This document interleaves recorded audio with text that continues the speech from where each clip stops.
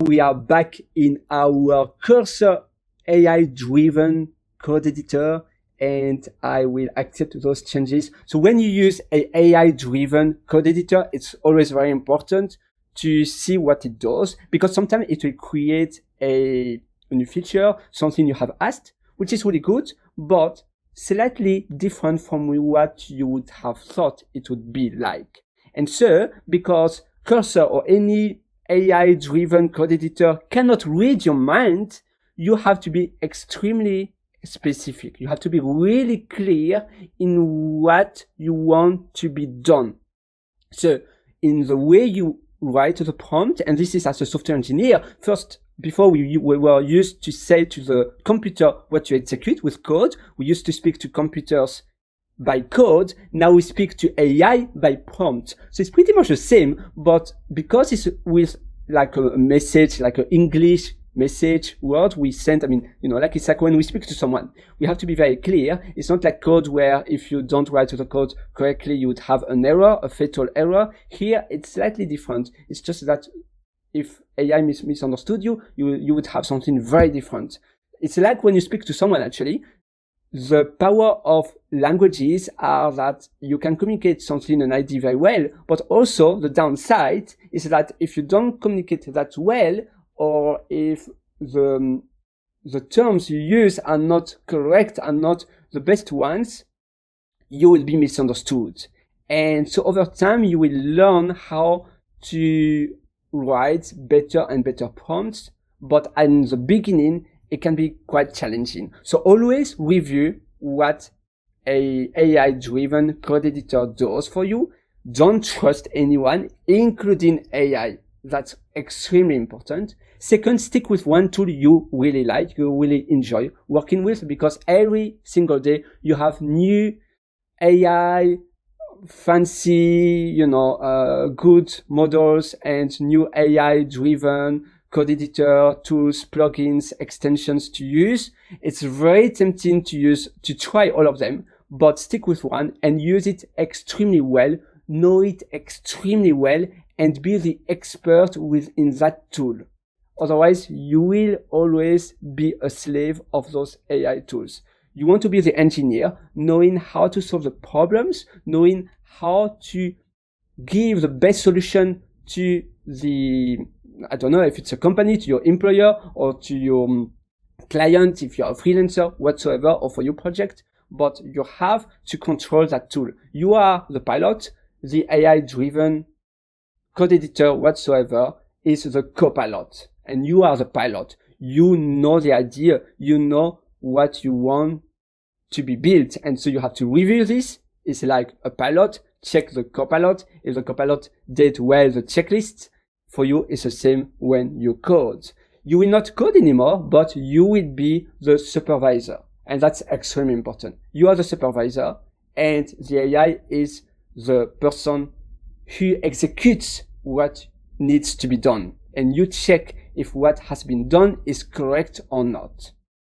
And lastly, you have to use AI, because otherwise you will be slow. You will be not the right fit for the market at the moment.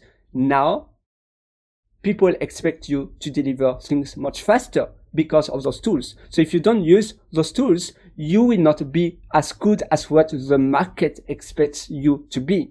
And this is why you have to use those tools. Even if you don't want to, well, yes, you can for yourself do the same way as you were used to. But if you want to still be in the game of the market, if you want to compete with all of the other engineers and employees out there, you have to use the right tools. It's like a plumber who doesn't want to use the electric tool whatsoever to do their job, and they still want to do how people used to do back in the 50s.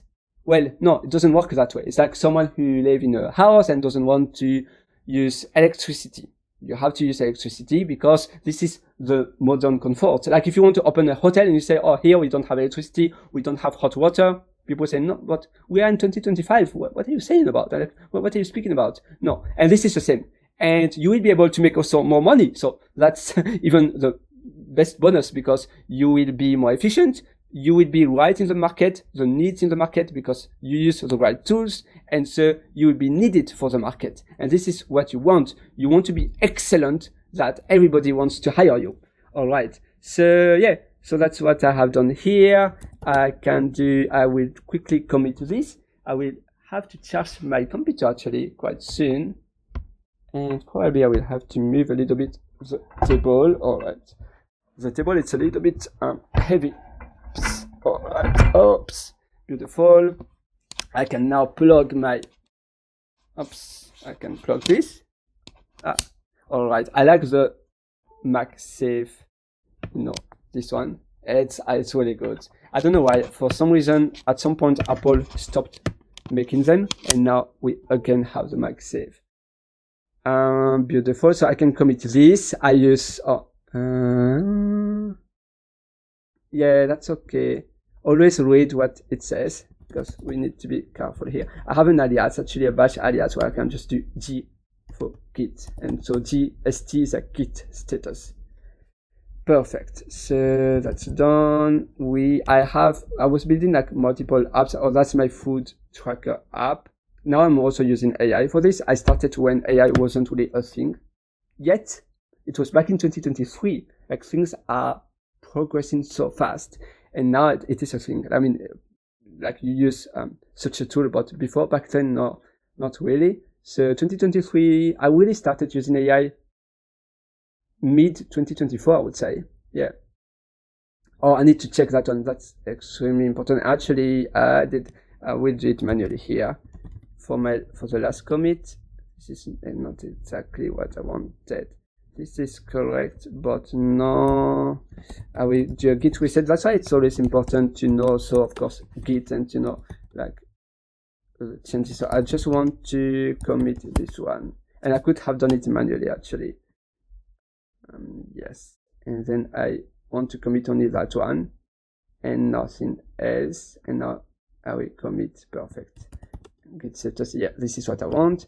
And I will quickly review this manually. I could also have done through the GUI, but I mean through the use of so GUI, it stands for graphic user interface. So through the graphic user interface to see if that's valid. So you see, it changes a few things for me.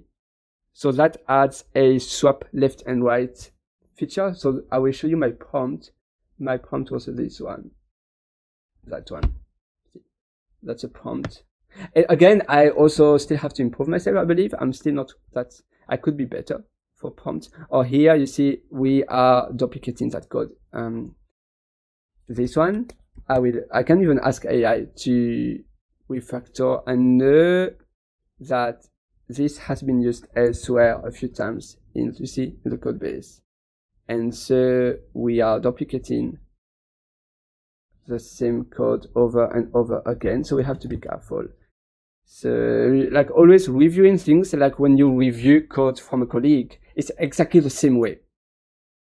You review the code the same way you used to do from a colleague, and then when you see issues or things, you will note them and you will improve your prompt, and that way you will make better and more efficient prompt. Normally when you do code reviews, like I love doing code reviews. My colleagues, they know that so well. When I used to work at Honeywell, I was like one of everybody wanted me to review their code. And what I really learned from there, it's that like you comment on pull requests, right? And you need to take note. Yeah, you take notes from what you say to your colleagues. Like basically you add a comment on the pull request. And here you don't add a comment on the pull request, but you see why AI did this way and how I could have prevented this. And by having that mindset, you will improve your prompt by knowing, oh, wait a second, AI did this. That means why? Maybe there was a misunderstanding between AI and myself. What else I could have added on the prompt to avoid this, or maybe remove. Sometimes it's not about having a smaller, a longer prompt with more details. Sometimes it's also about having a shorter prompt, because the more details you give can also add more confusions for AI. Yeah, it did change that. For the render tag, I wonder why it is now. That's actually, that could be an issue. Why it did remove that? You see? Or we have this there.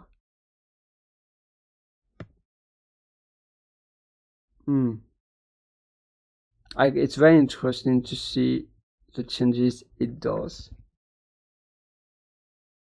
And as a software engineer, we tend to see, oh, how I would have done it by myself and why it did this way.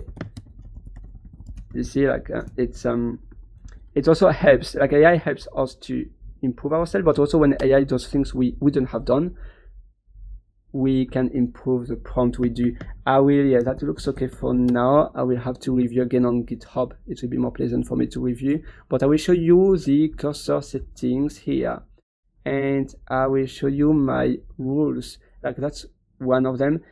Usually AI, I'm not sure if you have noticed this, probably if you do use AI for coding, like Copilot does that also all the time, but like OpenAI, Claude AI, all of the models out there, they remove comments in code, even if they are relevant.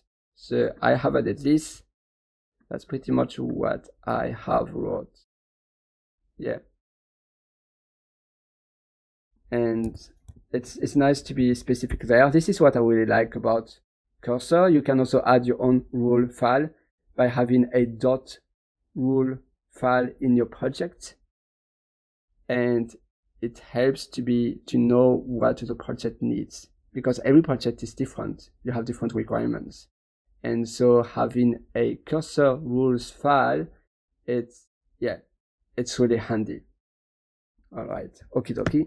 I will get back to that one later. That's the other app. That's my motivational app. And I will ask, actually, I think I have screenshots already in there. Did I ask? Because even if you do ask original, I mean, like a bit out of the box things to AI, it does it for you. Like I was asking to generate, can you generate beautiful, pleasant, and appealing screenshots to be uploaded to the App Store, as well as icons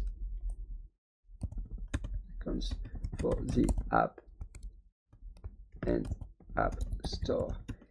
And what it does is, with Cursor, it will create a bash file. It will create especially for the icons. For the screenshots, I'm not too sure, but for the icons, it will create SVG icons, because SVG, it can generate SVG icons. It's just code inside, and then it will convert the SVG to PNG. It's really good. Here we will see what it will do for us. Oh, there it asks us to do it. We do have to do it there, I believe, but some other time it will create. At some point I don't know why it's that bash file. I got a really nice script it created for me. Yeah, anyway, here, like, we can ask also if you want to make money from it. If you want to, of course, like, everybody wants to make more money, like we were speaking about it. And it's important to, like, when we think about AI, we also think about efficiency, productivity, and making money off of it. It's extremely important. So we build out something, and then we make money from the project we build. And if here I do ask, can you implement a premium membership plan where user, can you implement a simple, very easy to set up, important premium where users can upgrade to a to a special plan and remove any frictions for not operating the plan. That sounds like a little bit hard. This is like, especially this one for AI is really big, but let's see. Again, it's about improving ourselves. It's about writing better prompts, and you will not be awesome by writing prompts at first. And also, like, the AI models are improving, like, every 3-4 months you have new versions of AI models, and the way you write prompts are different.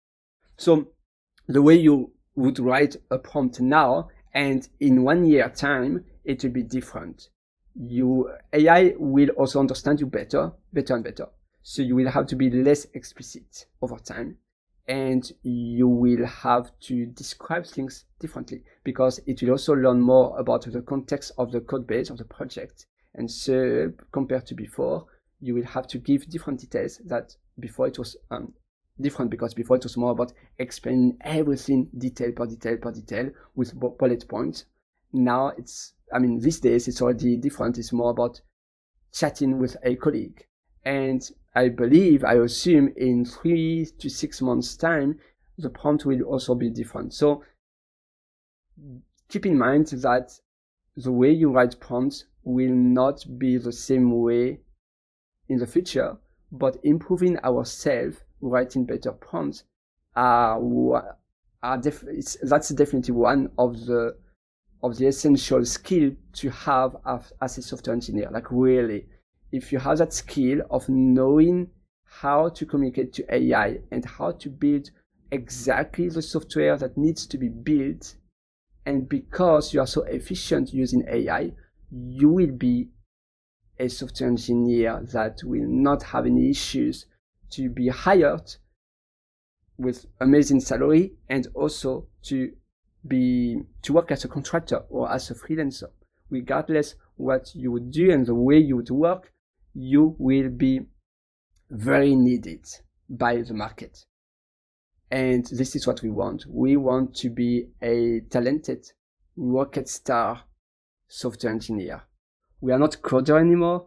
We are developer of AI-driven code editors.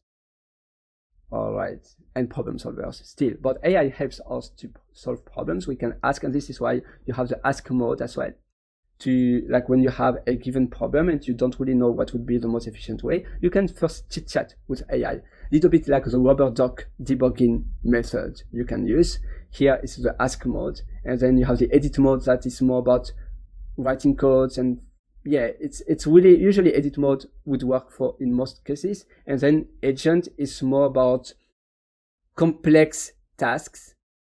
It's about more thinking, I would say. More like if you want AI to think basically more, and to work on really complex tasks. Actually, I can quickly have a look on my phone for you. If we do, and actually I can show you quickly. If you go to dev.to, I can actually load it here. What do I do? Like, it will be much easier if I go here /Pierre, the debugging rubber duck. Oh, I didn't. I thought I wrote about that one. Software engineer. It's